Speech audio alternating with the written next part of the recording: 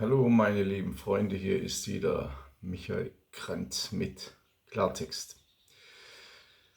Gleich zu Beginn möchte ich sagen, Leser haben mich ein bisschen verwarnt, dass ich aufpassen soll, was ich sage, dass ich politisch korrekt spreche, weil YouTube hat ja angedroht, meinen Kanal zu schließen und es wirklich widerstrebt mir abgrundtief, dass ich mich sowas von verbiegen muss, nur wegen dieser YouTube-Zensur.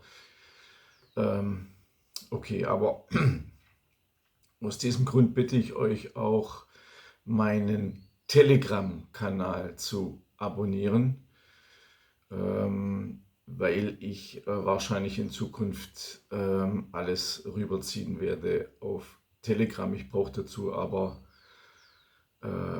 Leute, die mir folgen. Auf meinem YouTube-Kanal habe ich ja über 18.000 Abonnenten, auf Telegram 3.500. Also es lohnt sich noch nicht von der Menge her, dass ich alles bei Telegram mache. Also bitte folgt mir bei Telegram, der Link ist unten angegeben. Heute zu einem Thema gegen das Vergessen, Grüne und Pädophile.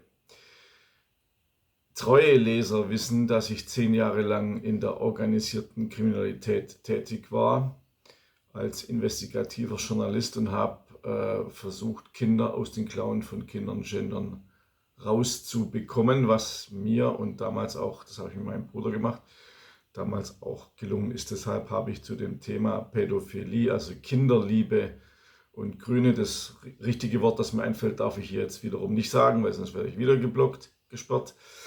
Also ich habe eine Affinität und eine Abneigung gegen Menschen, die versuchen, mit Kindern lieb zu sein. Ihr wisst, was ich meine. In diesem Zusammenhang fällt mir auch die Grüne Partei ein, weil wir müssen da einfach ein bisschen in die Vergangenheit gehen, weil Moralapostel habe ich noch nie leiden können. Und deshalb steigen wir jetzt ein. Im Herbst 1978 wurde die Deutsche Studien- und Arbeitsgemeinschaft Pädophilie, DSAP, gegründet, die auch politisch aktivierend wirken sollte. Schon alleine, dass man eine Arbeitsgemeinschaft Pädophilie gegründet hat, ist für mich schon ein absolutes No-Go. Okay. Noch im selben Jahr erfolgte die Anerkennung als gemeinnütziger Verein. Unglaublich. Die Schwulenbewegung bildet dabei den wichtigsten Resonanzraum für die Aktivitäten der DSAP, aber auch mit Akteuren der Kinderrechtsbewegung, der Wissenschaft und Sozialarbeit wurden Kontakte gepflegt, aber auch Artikel in Zeitschriften lanciert. Die Pädophilenbewegung versuchte zudem Einfluss auf politische Parteien zu nehmen und suchte auch zu den Grünen, insbesondere zur Berliner Alternativen Liste, Kontakt. Stefan Klecha, der Mitautor des offiziellen Abschlussberichtes über die Pädophilie in der Grünen Partei und die Affinität dazu, schrieb, ich zitiere: Wer sich für die Interessen Pädosexueller einsetzen wollte, konnte also bei den Grünen davon ausgehen, dass diese das Thema nicht gleich rundherum ablehnen würden. Die DSAP-Regionalgruppen Frankfurt, Heidelberg und München brachten es ganz nach den linksintellektuellen Grundlagen auf den Punkt. Ich zitiere: Unsere sexuelle Unterdrückung ist eben auch Teil der Unterdrückung der Kinder. Auch deswegen wird eine glaubwürdige Emanzipation der Pädophilen nur mit einem Befreiungskampf der Kinder zusammen möglich sein. Zitat Ende. Die Herleitung der grünen Grundüberzeugungen formuliert der Wissenschaftler Dr. Stefan Klecha, ich zitiere: Die strafrechtliche Freigabe von pädosexuellen Handlungen ließ sich mit allen 4 Grundüberzeugungen begründen. So war nicht zu rechtfertigen, warum die sexuelle Befreiung nicht auch Kindern sexuelle Freiheiten gewähren sollte. Deren Erwiderung durch Erwachsene durfte dann auch nicht durch das Strafrecht blockiert werden. Zitat Ende. Klecha schildert weiter, dass von 2 Seiten her die strafrechtliche Freistellung von pädosexuellen Handlungen in die Grüne Partei gelangten. von Homosexuellen, die bei den Grünen aktiv waren, und Aktivisten für Kinderrechte, die dabei teilweise auch Forderungen erhoben, das Strafrecht bei pädosexuellen Kontakten aufzuheben oder einzuschränken. Der Hintergrund: Es gab auch eine sogenannte Indianerkommune in diesen Jahren. Mehrere Jugendliche und Erwachsene schlossen sich 1976 in der Nürnberger Indianerkommune zusammen. Sie einte die gleiche Vorstellung von Liebe, Leben und Überleben. Geführt wurden sie von einem vom Teufel besessenen Päderasten. Zitat.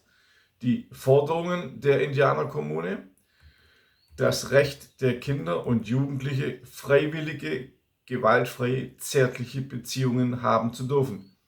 Abschaffung des Paragraphen 173, also Beischlaf mit Verwandten. Abschaffung des Paragraphen 174, sexueller Missbrauch von Schutzbefohlenen. Abschaffung des Paragraphen 175, Unzucht zwischen Männern. Abschaffung des Paragraphen 176, sexueller Missbrauch von Kindern. Ebenso wurde ein Recht der Kinder auf Scheidung von ihren Eltern und Erziehern gefordert. Als 1979 die Grünen in Nürnberg entstanden, waren einige Indianer der Indianerkommune von Anfang an Parteimitglieder und erhielten sogar finanzielle Unterstützung der Partei, so etwa für Anwaltskosten, Miete oder gewährten Darlehen. Ja, mehr noch, auch inhaltlich waren die Grünen zumindest in ihrer Anfangszeit bereit, der Indianerkommune entgegenzukommen, so Klecha. Im Jahr 1981 werteten die Grünen die Arbeit der Kommune ausdrücklich als, zitiere, positiven Versuch, damit Kinder und Jugendliche ihr Leben mit frei gewählten Freunden selbst gestalten. Zitat Ende.